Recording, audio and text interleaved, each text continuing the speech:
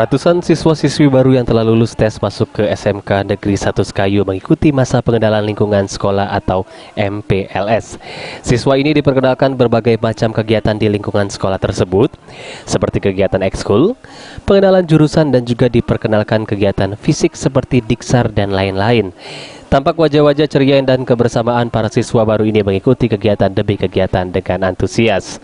Kepala Sekolah SMK Negeri 1 Sekayu Susnila mengatakan tujuan dari kegiatan MPLS agar siswa bisa mengenali lingkungan sekolahnya dan dapat beradaptasi dengan tempat sekolah yang baru. Ia juga mengatakan jika tahun ini jumlah siswa yang mendaftar di SMK Negeri 1 Sekayu mengalami peningkatan dari tahun sebelumnya.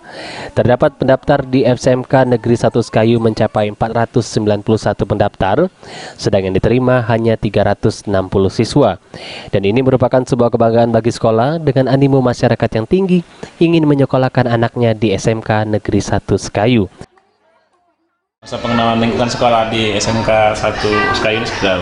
Alhamdulillah berjalan lancar, kegiatannya itu meliputi seluruh program, khususnya untuk pengenalan program-program yang ada di SMK 1 Sekayu, terus masalah pemilihan jurusan, dan hari ini merupakan hari yang ketiga pelaksanaan masa pengenalan lingkungan sekolah, hari ketiga untuk tahun pelajaran 2019-2020.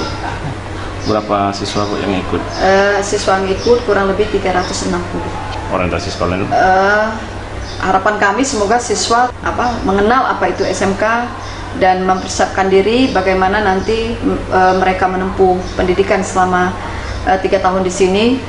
Selanjutnya mereka bisa menentukan jurusan yang akan mereka pilih, dan selanjutnya nanti untuk masa depan mereka.